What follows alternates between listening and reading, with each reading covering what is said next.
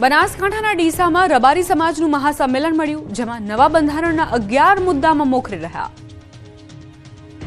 બનાસકાંઠાના ડીસા તાલુકાના શમશેરપુરા ખાતે રબારી સમાજનું ઐતિહાસિક મહાસંમેલન મળ્યું. આ મહાસંમેલન સમાજના અગ્રણી અને ધાનેરાના ધારાસભ્ય માવજીભાઈ દેસાઈના નેતૃત્વમાં યોજાયું હતું, જેમાં હજારોની સંખ્યામાં ઉમટેલા સમાજજનો અને મહિલાઓની ઉપસ્થિતિમાં સમાજના સર્વાંગી ઉત્થાન અને કુરિવાજોના નિર્મૂલન માટે 11 મુદ્દાઓનું નવું સામાજિક બંધારણ ઘડવામાં આવ્યું છે. આ સંમેલન માત્ર એક મેળાવડો નહીં, પરંતુ રબારી સમાજની આવતીકાલને ઉજ્જવળ બનાવવાનો એક મક્કમ નિર્ધાર સાબિત થયો છે.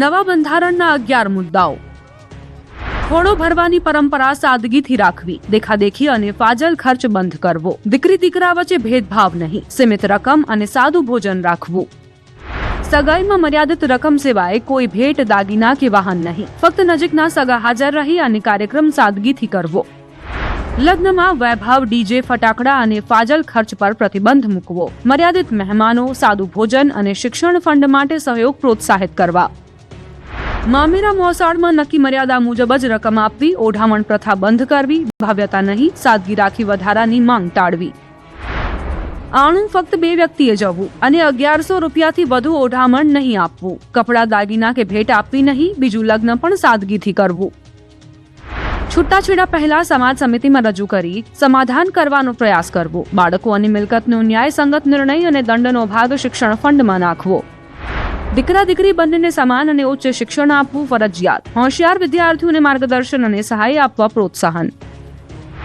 દરેક તાલુકામાં સમૂહલગ્ન યોજી ખર્ચ અને સમય બચાવવો, સમૂહલગ્ન બાદ અલગ જમણવાર નહીં અને ફાજલ ખર્ચ ટાળવો, સમાજના તમામ પ્રસંગોમાં દારૂ, નશો અને સિગરેટ પર સંપૂર્ણ પ્રતિબંધ, સમાજને વ્યસન મુક્ત બનાવવા સર્વેનો સંકલ્પ, મરણ પ્રસંગે સાદગી, હલકું ભોજન અને અનાવશ્યક ખર્ચ નહીં, શ્રદ્ધાંજલિની રકમ શિક્ષણ ફંડમાં જમા કરી સમય મર્યાદાનું પાલન, હવન અને અન્ય ધાર્મિક ક્રિયા સાદગીપૂર્વક કરવી, પ્લાસ્ટિક, થર્મોકોલ ટાળી સ્ટીલ અથવા માટીના કપ વાપરવા.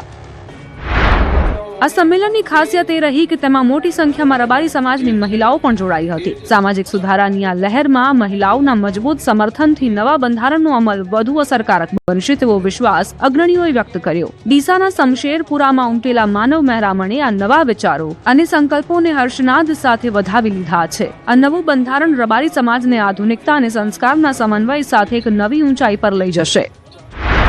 તો બીજી તરફ ગાંધીનગરના રામકથા મેદાન ખાતે આગામી 26 જાન્યુઆરીના રોજ ધારાસભ્ય અલ્પેશ ઠાકોરની આગેવાનીમાં ઠાકોર સમાજનું ભવ્ય મહાસંમેલન યોજાશે, જેની તૈયારીઓ હાલ રામકથા મેદાન ખાતે પૂરજોશમાં ચાલી રહી છે. આ કાર્યક્રમનો મુખ્ય હેતુ સમાજમાં મજબૂત એકતા સ્થાપિત કરવી, સકારાત્મક જાગૃતિ લાવવી અને યુવાનોમાં આત્મવિશ્વાસની સાથે શિક્ષણ અને સંસ્કારના મૂલ્યોનું સિંચન કરવાનો છે. આ મહાસંમેલનમાં ઠાકોર સમાજના અંદાજે 7000 જેટલા ગામોમાંથી ઠાકોર સેનાના યુવાનો અને અગ્રણીઓ મોટી સંખ્યા જોડાશે, જેના ભાગરૂપે સમાજના તમામ લોકોને જોડાવા આહવાન કરવામાં આવ્યું છે.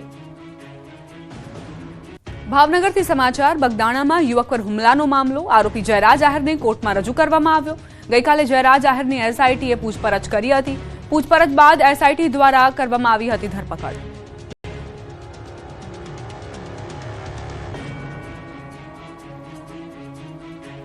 અમદાવાદમાંથી ઝડપાયો 12.50 કરોડનો 12 કિલો 400 ગ્રામ હાઇબ્રિડ ગાંજો.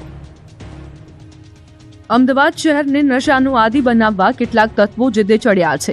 યુવાધન નશાના રવાડે ન ચડે તે માટે સરકાર અને પોલીસ વિભાગ સતત પ્રયાસ કરે છે. તેમ છતાં આવા ગુનાહિત પ્રવૃત્તિ કરતા ભેજાબાજો સુધરતા નથી. અમદાવાદમાં કસ્ટમ વિભાગને મોટી સફળતા મળી છે. બેંકોકથી અમદાવાદ હાઇબ્રિડ ગાંજો ઝડપાયો છે. 12 કરોડ 50 લાખની કિંમતનો ગાંજો ઝડપાતા એજન્સીઓમાં દોડધામ થઈ ગઈ છે. ગાંજો લાવનારા 4 લોકોની હાલ તો પોલીસે ધરપકડ કરી લીધી છે. બેંકોકથી વાયા કુલાલાલપુર થઈને મલેશિયા એરલાઇન્સમાં આ નશાના સોદાગરો આવ્યા હતા. 3 આરોપીઓ પંજાબ અને 1 આરોપી વડોદરાનો રહેવાસી છે.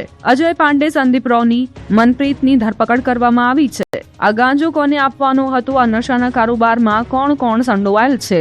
આ પહેલા પણ શું ગાંજાની ખેપ મારી છે કે નહીં? આટલી મોટી માત્રામાં ગાંજો લાવવાનો ઉદ્દેશ્ય શું? આવા અનેક સવાલો હાલ ઉભા છે. આ નશાના કારોબારમાં પોલીસ અવનવા ખુલાસા કરે તો નવાઈ નહીં. વડોદરામાં અસામાજિક તત્વો બેફામ બન્યા છે.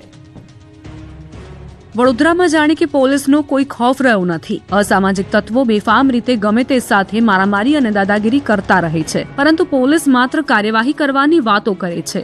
આવા તત્વોને કોઈ કડક કાર્યવાહી કરાતી નથી. કંઈક આવી જ ઘટના સામે આવી પાણીગેટ વિસ્તારમાં. આ વિસ્તારમાં અસામાજિક તત્વો બેફામ બન્યા છે. પાણીગેટ પોલીસ મથક વિસ્તારમાં મારામારી થઈ. જાહેરમાં મારામારીનો વિડીયો પણ વાયરલ થયો. યુવકને ઢોરમાર મારવાનો વિડીયો સામે આવ્યો છે. સામાન્ય નાગરિકને કાયદો બતાવતી પોલીસ સામે અનેક સવાલ ઉઠ્યા છે. રજવાડી ટી સ્ટોલ સામે મારામારી કરનાર આ તત્વો કોણ છે? શું ખાખીનો કોઈ ખૌફ નથી રહ્યો? એક યુવતી પણ ઝઘડામાં છોડાવવા વચ્ચે પડી હોવાનું વિડીયોમાં કેદ થાય છે.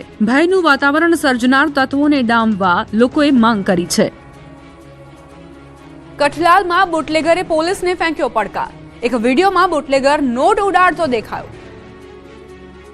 ખેડાના કઠલાલના દારૂકાંડના મુખ્ય આરોપી પિન્ટુ ઉર્ફે પ્રતિક ડાભીનો રૂપિયા ઉડાવતો વિડીયો વાયરલ થયો. કઠલાલના ગાર્ડવેલમાં 1 કરોડથી વધુના દારૂના કટિંગ વખતે પકડાયેલો પિન્ટુ અગાઉ પોલીસ જાપ્તામાંથી ફરાર થઈ ગયો હતો, જે બાદ તેની પોલીસે કપડવંજથી ધરપકડ કરી હતી અને 2 દિવસ પહેલા જ કોર્ટે તેને જામીન આપતા તે હાલ બહાર છે. આ વાયરલ વિડીયોમાં તેની સાથે કઠલાલ તાલુકા પંચાયતના કારોબારી અધ્યક્ષ શ્રવણ ડાભી પણ રૂપિયા ઉડાવતા જોવા મળી રહ્યા છે, જેઓ અગાઉ જમીન પચાવી પાડવાના વિવાદોમાં પણ આવી ચૂક્યા છે. આ ઘટના પરથી સાબિત થાય છે કે આવા રીઢા ગુનેગારોમાં પોલીસની કોઈ ધાક દેખાતી નથી. મોટા મોટા ગુનાઓ આચર્યા બાદ આવા ગુનેગારો પોલીસની સામે ચેલેન્જ ફેંકે છે, ત્યારે આવા તત્વો સામે પોલીસે કડક કાર્યવાહીનું શસ્ત્ર ઉગામવું પડશે.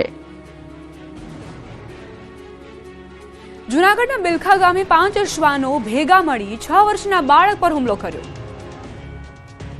રખડતી રંજાડથી હવે લોકો પરેશાન થઈ ગયા છે, પરંતુ મનપાના અધિકારીઓને કોઈ ફરક નથી પડતો. એવું કહીએ તો પણ અતિશયોક્તિ નથી કે અધિકારીઓને લોકોની વેદના સમજવી નથી. રખડતા 5 શ્વાને બાળક પર હુમલો કર્યો. જી હા, વાત જૂનાગઢના બિલખા ગામની છે. અહીં રખડતા શ્વાનનો આતંક સામે આવ્યો છે. 5 જેટલા શ્વાને ભેગા મળી એક બાળક પર હુમલો કર્યો. 6 વર્ષના બાળકને 5 જેટલા શ્વાને બચકા ભર્યા. બાળક ચીચિયારી પાડતો રહ્યો, પણ શ્વાન છોડે ખરા.